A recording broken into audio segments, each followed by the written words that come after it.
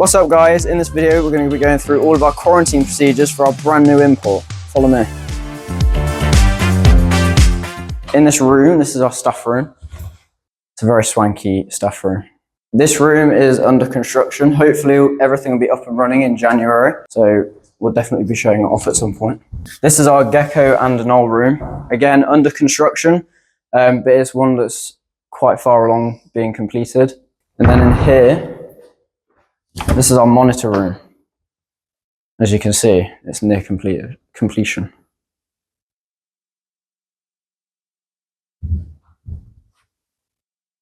So if you follow me, we'll go to our quarantine room,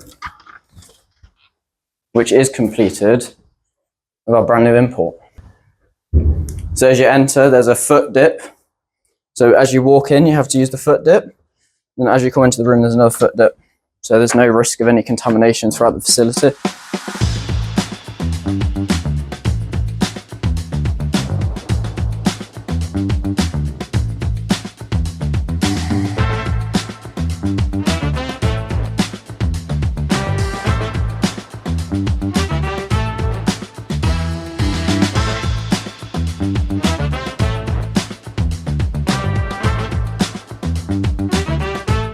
So firstly, we're going to be showing off some of our animals from our most recent Prestasi import.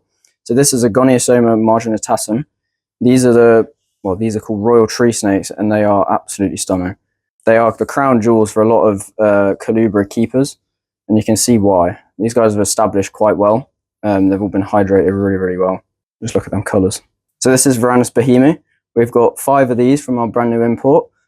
These are the holy grail of tree monitors. So these are the yellow spotted tree monitor. They're quite variable. You can see this guy's quite dark, whereas we've got some that have got loads more yellow speckling on. And these guys have acclimatized really well. They're all feeding fantastically. So this is Varanus rudicollis. These are the roughneck monitor lizards. These are absolutely.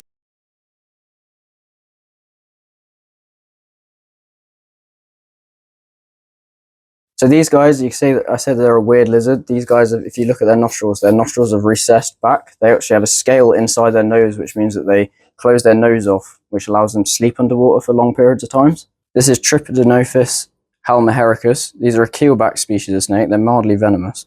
They don't get very big, but you can see how variable they are. So this guy's almost fully golden, and you can see we've got some black and white checkered variables as well. They actually hood up like cobras do as well, and they're primarily lizard eaters. They're a very, very cool, unusual species of snake. So this is Gonocephalus duriae. These are a type of triogamid, or a type of forest dragon. They're absolutely stunning. So in my right hand is the male, and in my left hand is the female. You can see they're actually sexually dimorphic. They're a really, really cool species of forest dragon. So we're giving these guys ReptiBoost baths. That's an electrolyte booster, which means that it will boost their system so that they'll definitely feed, and making sure that they're hydrated. A big thing with triogamids is their hydration.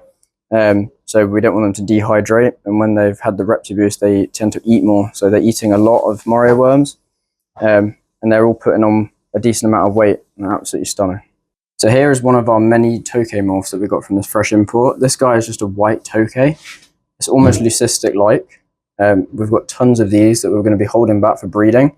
Loads of different morphs from blue granites, parties, all sorts of stuff. Some really, really cool morphs. You can see this guy's actually just got a black and white eye, so it probably is a leucistic. Absolutely stunning. And it's got the typical tokay attitude.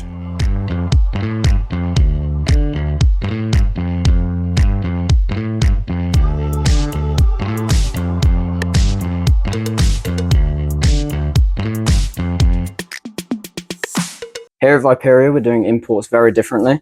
So we're setting the standards for how imports should be done, where we're keeping the animals here for 4 weeks, acclimatizing them, hydrating them, feeding them, worming them, and mite treatment for any animal that we have, just to make sure that the sale of the animals, you're going to be getting healthy animals from us. So fresh off the import, we made sure that everything got hydrated in lukewarm water baths in ReptiBoost. It's an electrolyte booster, which means that they're going to be wanting to feed straight away. So then we've fed everything. We've made sure that things are hydrated daily. When we're changing water bowls, everything gets put into a bath. If we have a high stress animal, we're making sure that we're leaving them to it, but we're still hydrating them. So we're spraying them down, making sure that they get they still get their hydration, so like the gonocephalus. And then we're making sure that we're doing mite treatment for all the snakes, and we're going to be starting panicuring. So let me show you how we mite treatment. So we're going to show you how to mite treatment our snakes. So this is Frontline. It's a tick and flea spray. It's a really strong spray, so we make sure that we don't get it in anywhere near the heads. So we're using this on all the tubs, the enclosures, and everything that we've got all the animals in. So this is how we're frontlining the snakes. We'll do this about once a week for these guys, and it gets rid of all of the mites on them. So if Ryan will show you. So we frontline the blue roll, which will then wipe over the snake. We'll make sure that we don't get the head. So I unravel it. There you go. This doesn't hurt the snake in any way. So I've got it really gently around its head. Stops it biting me, which it just did. But then Ryan wipes it down the whole length of the snake, which means that it's coated in the front line. Any sort of spraying on here, so if we spray this with water, it's going to rub it off. But this means that the snake's now got the front line on it. So any sort of mites that are left on there, it means that if the mites try and bite the snakes, they're going to actually just die and basically walk off. The residue stays on the enclosures and stays on the tubs for about a month. So any snakes with mites, they'll walk off and the mites will just end up dying. So it's a really effective way of treating these snakes or the lizards that come in off fresh imports. So as soon as you enter the room, we've got a hand sanitizer in here, and we've obviously got our bin as well, which is also stainless steel. As you can see, Ryan down at the front, this is our sink. So we have a sink in every one of the rooms, which is stainless steel, which is easy to clean. So there's no bacteria, anything left on here, no diseases or anything. Obviously everything's getting cleaned. We have some shelving units, which is everything that we need in this room. So nothing gets taken out of this room. Once it's in here, it's in this room. So we've got all our Safe 4 disinfectant, which is DEFRA approved. We've got ReptiSafe, ReptoBoost, our Panicure, which we're starting to do now. Frontline treatment, we've got gloves. We've got spare heat bulbs, DHPs and halogens. We've got our dustpans and extra little bits. We've also got spare gloves and little paper bowls for any like the blue tongs feeding on snails and things. We've got all of our bin bags, extra scrubbers, heat guns to make sure that temperatures are obviously okay, different sizes of feeding tweezers, and then we've got loads of spare bowls. So that everything in this room, and there's spare bowls under there as well, but they're the larger ones for the water monitors. Everything in this room stays in this room, so it's completely sanitary. So everything for an import is for the import, basically. So this is all the live food that we've got for the imported animals. So everything here stays in this room. So we gut load all of the live food for the rest of the facility and the import. So we've got all the sizes that we actually need for all the animals in this room, from crickets, locusts, earthworms, moria worms. So we're using the correct food for the diets of the animals that we have. So above me right now is the aircon unit. So we have an aircon in every room, but it makes it perfect for the import. So we have tons of different species, but we're trying to obviously make sure everything's got the heating and humidity requirements that it needs for that specific species. So we can heat the room or cool the room to whatever temperature that we need. So right now it's set to 18 degrees, which is perfect for the frogs. Every enclosure's obviously got UVB heating. So this just means that we can make sure even at night time the temperatures are stayed perfect, basically. So this is the hose. We've got a hose to make sure that we can change the water bowls for everything. Obviously there's loads of animals that come from the import, so we're making sure that we can get round fast enough to make sure that everything's got what it needs. The hose is using RO water, so it's perfect for the toads, the frogs and everything like that, so it's safe for them. We've also got a step ladder to reach the higher enclosures. You can see we're using buckets as well. But you can see we've got bin bags on some of these enclosures. It's not because we're trying to hide anything. It's because the animals inside are quite stressy. So what we're doing is we're reducing stress for these animals in particular, so that they don't have any sort of nose rub or any other sort of issues. But you can see that they're planted, reduces the stress for these sort of animals. This is the Goniosoma marginatatums, vivariums. So this is Panicure. So it is for like dogs, cats and things like that, but it's a dewormer. So basically for all the reptiles, we give this, but you want to make sure that when you do deworm the animals, obviously this strips a lot of the insides out. So it gets rid of everything. So it flushes the whole animal out. So we have to make sure that we're not using it straight away. A fresh imported animal, dehydrated, they might not have had food for a little bit. So we want to make sure that they're well hydrated, well fed. So we won't use this for about a couple of weeks until those animals have been fed, they've been hydrated. We make sure that we've got a chart, we've got like an Excel sheet. So we know when things are fed, how much they've been fed, and we're obviously hydrating every day.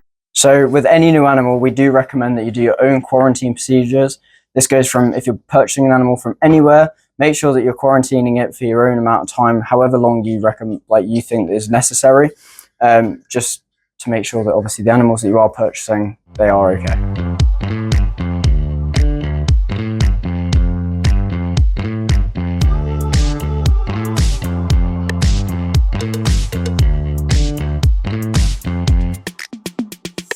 So these are Triblinotis gracilis, or red-eye crocodile skinks. They're obviously one of the most well-known reptiles. They're absolutely stunning. Obviously, they're called red-eye crocodile skinks. They've got these gorgeous reddy orange around their eyes. Called crocodile skinks for the obvious reasons. These are osteoderms down their back. They actually just feel like crocodiles. They're absolutely stunning. They're one of the only lizards, other than geckos, that possess vocal cords. So these guys do squeak. They do make noises, other than just hissing. And one of the most bizarre things is, in the reptile world, being a mother is quite unusual. These guys are actually maternal. So these guys would actually look after their babies. They actually feed their young, and they'll raise them, basically. And when they hatch out, they've got these absolutely gorgeous, like, white heads. They look like skulls. Yeah, a very, very cool, unique species. So I thought I'd show you how to sex these guys. So you can see here on his 2 toes on his back foot, you can see there's 2 little white pads.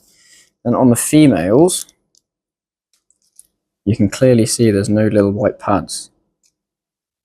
So the males have little white pads, and that's how you differentiate the sex. You'll also see the head size difference. The males' heads are absolutely ginormous. Of this import, we got a few different Somalia amethystinas. So in my left hand here is a slightly grown on Marook locality scrub python. So this is probably a patternless. You can see there's not much pattern at all, but Marooks are known for having quite a scatty patterning. They don't have much banding or anything like that. Then in my right hand, this is a newly hatched scrub python. So this is a very patternless scrub. They start off red, and as they're over the next couple of months, it'll actually develop all of its patterning. So unlike green tree pythons, they develop their patterning pretty quickly. But it's quite cool to see how they actually hatch out. And they're absolutely stunning. Scrub pythons are absolutely wonderful snakes. They're such large but intelligent species of pythons. They're really, really cool. This is Boiga Dendrophilia gemicincta. This is the black mangrove snake. These guys are absolutely stunning. They have this solid black coloration all the way across them. When they hatch out, they actually have these really cool yellow and orange bands all the way across their body. And as they get older, they go through their ontogenetic color change, which obviously makes them go solid black. Being a boiga, they're rear fang venomous. It's nothing too crazy. These are all feeding on chicks already, which is pretty cool. So we'll start panicking these fairly soon. This is about sub-adult size. They can get a bit bigger than this, but they're not a massive mangrove snake like normal dendros. But yeah, a very, very cool species of snake. This is Megophrys nasuta. These are the Malayan horn frogs. So as you can see, they've got these horns above their eyes and on the end of their nose, which helps them blend into the leaf litter, so they don't just look like normal frog shapes. As you can see, their patterning is literally just to make them look like dead leaves, because where they're from in Malaysia, they just live in the forests on just loads of dead leaves, basically. These are primarily cricket eaters, which means establishing these guys is obviously as normal, making sure they're hydrated, but we have to make sure that we're feeding them basically a complete cricket diet, which they eat really, really well. These guys are just like mini Pac-Mans. They eat quite a lot. A very, very cool, unusual species of frog. This is Gonicephalus chameleontinus, which is another species of forest dragon. These are absolutely stunning. As you can see, they've got this really nice blue and yellow bands running down their midsection. They've got this nice black and white with blue in along their tail. And they've got this really cool frill going down their whole spine. And they have this really nice crest on their neck as well. A very cool species. Gonicephalus, like the most of the forest dragons, they only drink running water, similar to chameleons. So you want to make sure you've got drippers in the enclosure, or they're frequently getting sprayed, or else these guys' biggest killer is dehydration. They feed really well on worms and earthworms and moray worms. And they're absolutely gorgeous. Another species which is absolutely stunning we got off this import.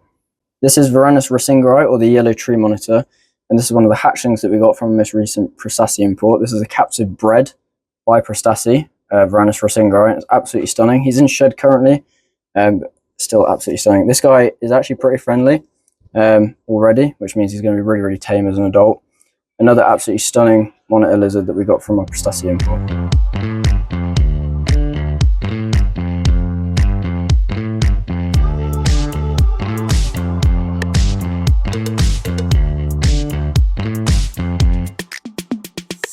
Freshly imported green tree pythons can commonly have a thing called Nidovirus. Nidovirus is a virus that affects the respiratory system, and it's highly contagious and it's not curable. It comes in with green tree pythons quite commonly, but it can affect other pythons and boas, but it's fairly common with green tree pythons and emerald tree boas.